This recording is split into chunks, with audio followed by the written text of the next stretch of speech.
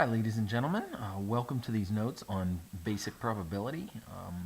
Some of this stuff you're going to know already, and some of this stuff, will be kind of foggy for you, and some of it will be a little bit new to you. So I do want to go ahead and help you head the notes. So these notes are going to correspond to section 5.8 in your Holt Geometry textbook.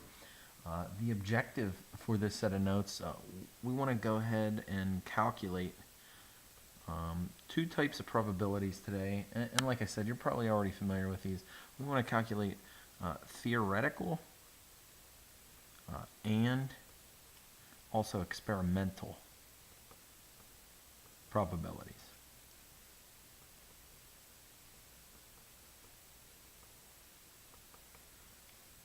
And again, today's date, whatever that is, I'd go ahead and write up there for your organizational purposes.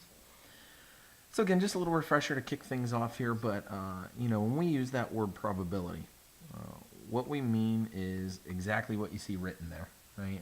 This is some number from 0 to 1. It indicates how likely an event is to occur, right? And if you know anything about probability, as I said, you guys probably have a good foundation in this. You'll know that a probability of 0 means there is no chance that event that you're speaking about will ever occur. A probability of 1, on the other hand, indicates that the event you're speaking about will always occur. There's no way it can't happen, right? So that event must happen. So these two types, you've probably seen them before. This will probably be one of those things that's a little foggy, but once you see it, it'll start making sense. So let's first start with a theoretical probability. Okay. If we're looking for the theoretical probability of an event, I like to use P for probability, big capital letter P. The way we define this, it's a ratio. So we look at the number of equally likely ways that some event can happen.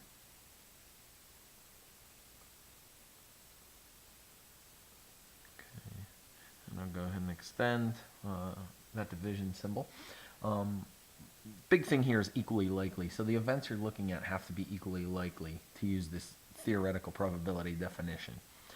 In the denominator, how many equally likely outcomes are there?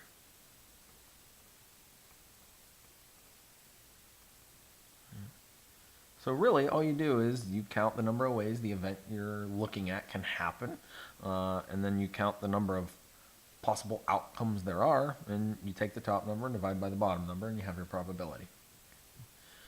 I'll give you a concrete example in a second, just kind of want to get the definition out of the way.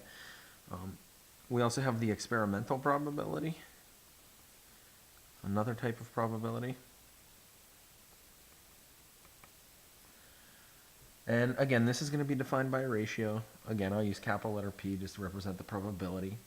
You want to look at the number of times the event has occurred.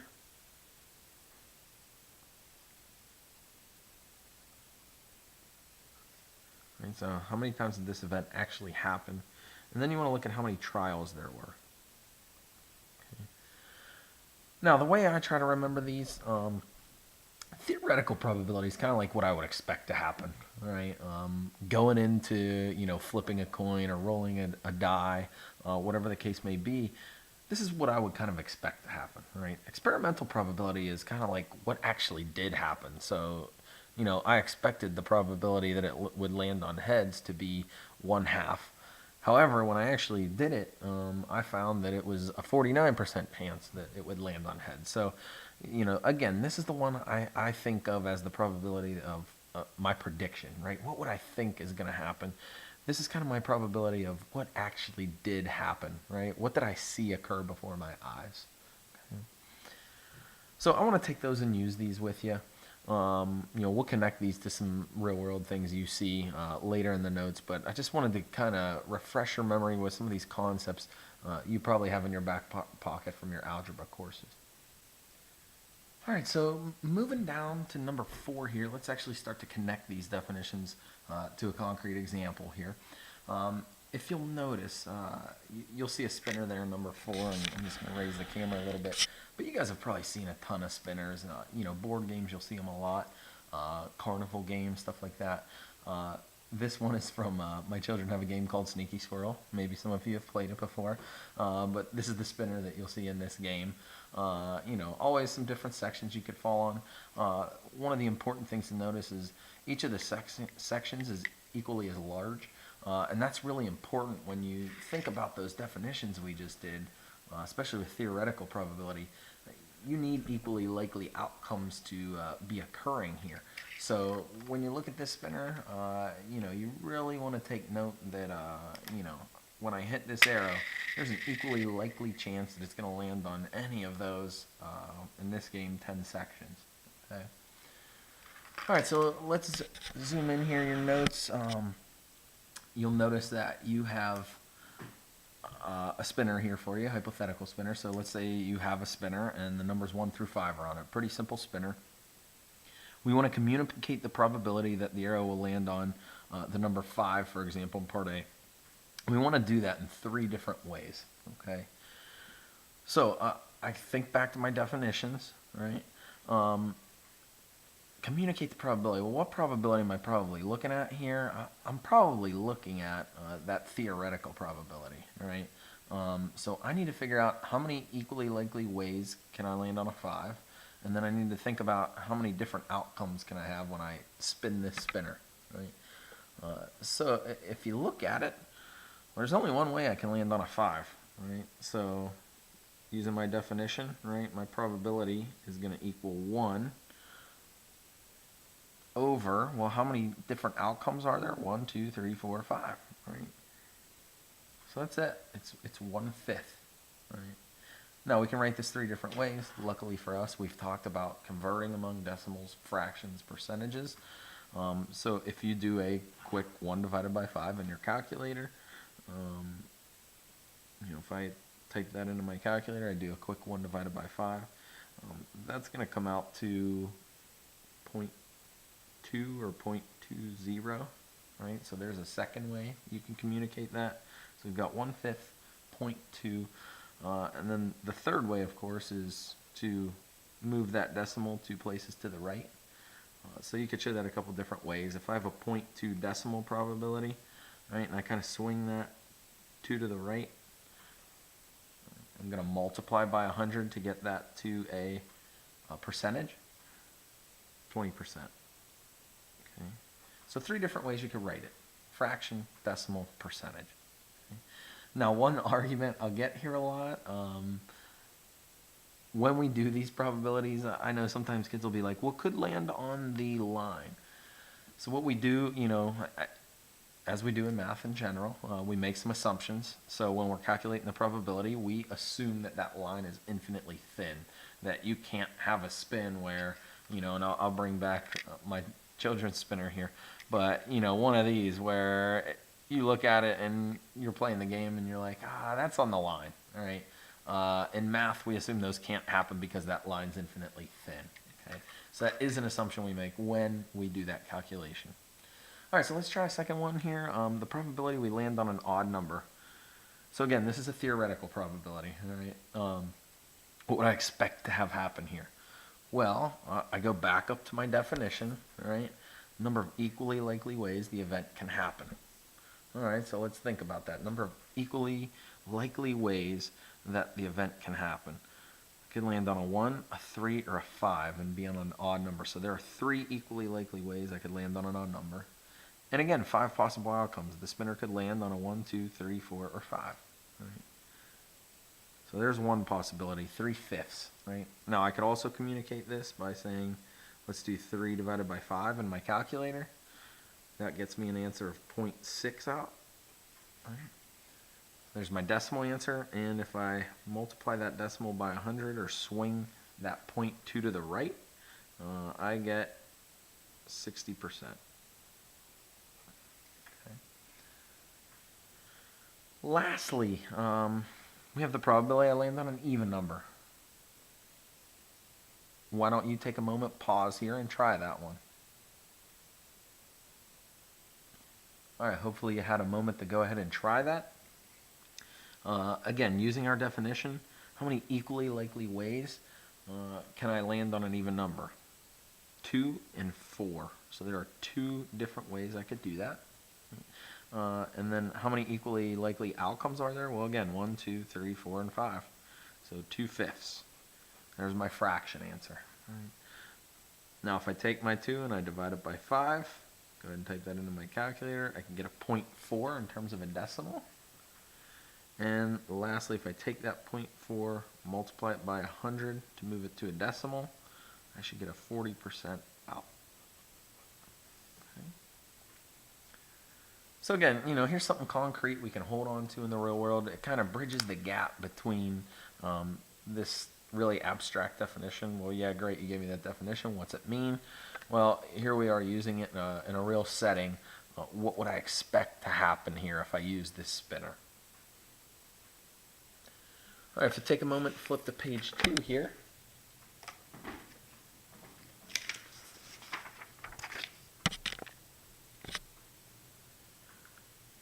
We'll continue on here.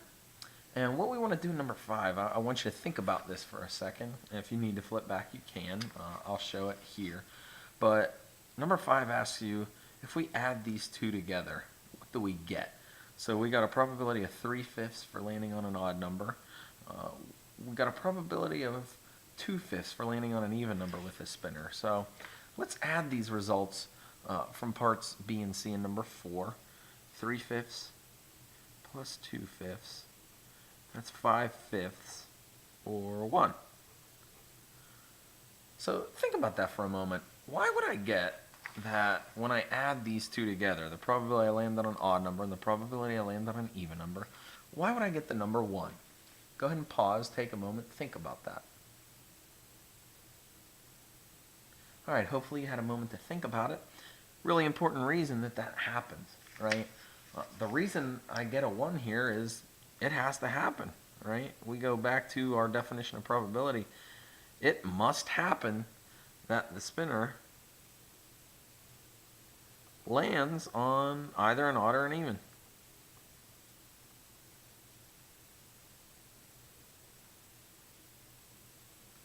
Right? There is no other way that spinner can fall. Now again, I'll have some students want to argue this point. It could land on the line. Again, we're making that assumption in mathematics that line is infinitely thin. My arrow, my spinner cannot land on that line. Okay. All right, so I want to finish up just looking at experimental probability, in light of what we already did with theoretical probability, and then hopefully connect it to the real world a little bit for you here. So if you look at number 6, go back to that spinner number 4, right? So you're thinking about that spinner that has the numbers 1 through 5 on it. So what I did, it's Friday night. I'm looking to have some fun here. I figured it would be a really cool thing to do to sit there and spin the spinner 100 times, right? I don't know what you guys do on Friday night, but that's pretty cool for me. So I go ahead and spin 100 times. I recorded my results in the table here that you see. We want to find the experimental probability that the spinner lands on each of the numbers 1 through 5. Okay? Now this theoretical probability column should be really easy to calculate. If we go back here, right, we actually found the probability it lands on a 5. I'm going to use decimals. Most people like decimals the best. They make the most sense to them intuitively. But we found that to be 0.2, right? I'm going to write it as 0.20 when we get to the table. But I hope you'll agree with me that that's also the same as the probability I land on a 1, theoretically. Probability I land on a 2 would be 0.2, right? 1 out of 5 chance. And that's going to be the probability for each of these, right? So I'm going to record that in my table first. Theoretical probability, 0.20, 0.20, the whole way across, right? I have a 20% chance of landing on any one of those spots, right? Or a 1 out of 5 chance, however you want to communicate that. Most people like decimals the best. Now, let's think about calculating experimental probability, right? If we go back to our definition, we need the number of times the event happened and the number of trials. Well, my table, it's pretty easy to see that we landed on 117 out of those 100 times, right? Now, we know from the instructions that I spun this 100 times. If you didn't know that for any reason, you could just add these all up. If you want to check that really quickly in your calculator, I guarantee you 17 plus 21 plus 18 plus 22 plus 22, that's going to go ahead and put you at 100. Okay? But what we can do is we can go ahead and calculate these experimental probabilities now, because I know that it landed on, right, and I'll do this work off to the side so you can see it a little bit, but probability is it happened 17 times and there were 100 trials. Right? I'm going to communicate this as a decimal, so 17, divided by 100. Right? It should be 0.17. Okay, you could do this to swing the decimal 2 places. I apologize if you guys couldn't see that. Didn't realize I was off the screen there. But just take your 17, divide by 100, and get to 0.17. Okay? So that 0.17 can go here. Now, I can go through that process for each of these again, right? I'm just going to divide each of these by 100. That's it, right? Probability I land on a 2. 21 divided by 100, or 0.21 if I swing that decimal 2 to the right. Probability I land on on 3. That happened 18 times, so I would take 18 and divide by 100. That should get me to 0.18. Probability I land on a 4, likewise 0.22. 22 divided by 100, and likewise 0.22.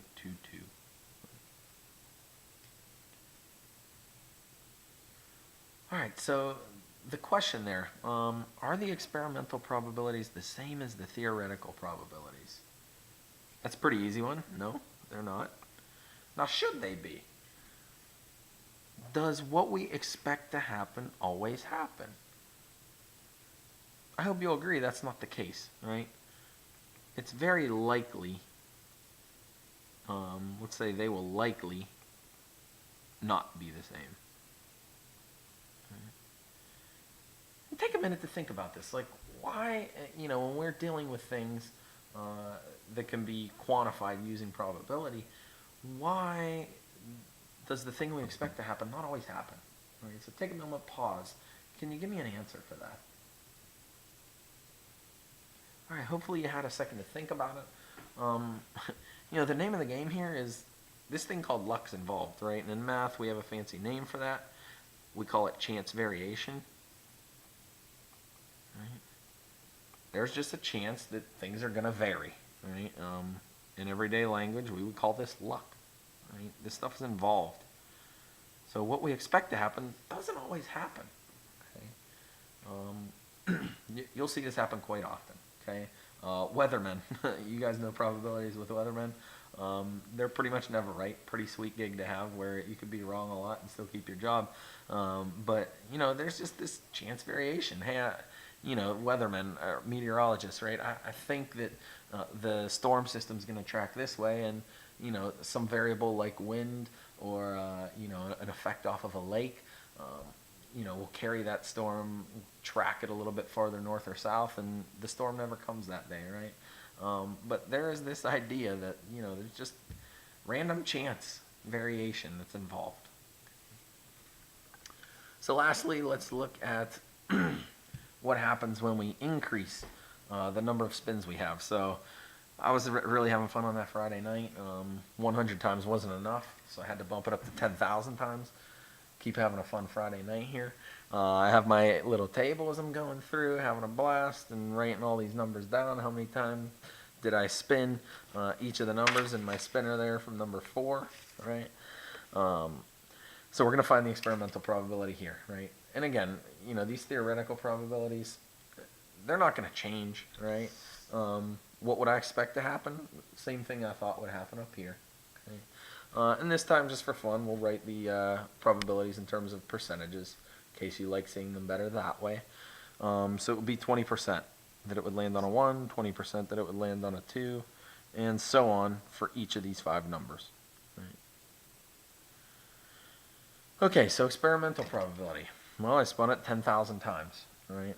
So if we look at the probability I land on a 1, for example, using that experimental probability definitions, well, how many times did we land on a 1? 1,939. How many trials were there? 10,000. Okay, so it's 1939 divided by 10,000. Right. So if I do that, I'm writing off the screen again, aren't I? Um, okay, if I do that, divide by 10,000, that's swinging 4 to the left.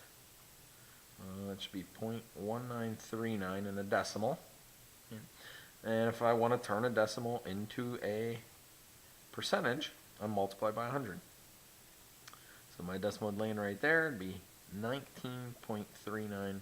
And we'll go ahead and write that in the table. So by a similar process, right, how many times did I land on a 2? Well, I'd take 2,059, the number of times that happened. I'd divide by 10,000, multiply by 100 to get to a percentage, right? And you'll see the pattern start to develop, right? Decimal is just going to land in the middle there for each of these.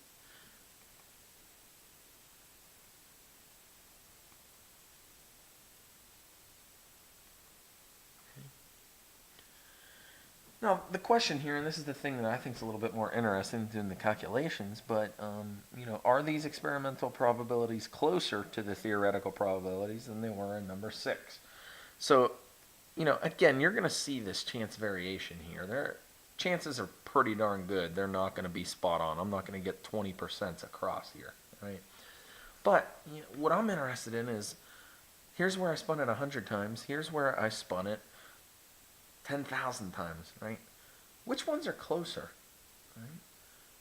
I'm hoping you're noticing that when I spun it 10,000 times, I came way, way closer to hitting those probabilities I expected to hit, right? So you should notice that. They are closer this time. Now, what's the reason for that? I want you to take a moment. You could pause again if you want, but what's the real reason that happens? All right, hopefully you had a moment to think about it, but to me, the key lies right here, this 10,000 times, right? Up here in number 6, I only spun it 100 times, right? That's it. So the key here is, and we have a term for this in mathematics. This is known as the law of large numbers.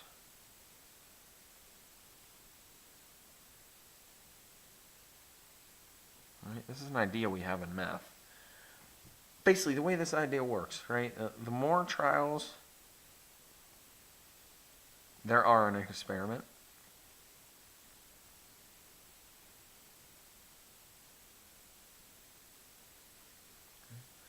the less we have this idea of luck or random variation involved, right?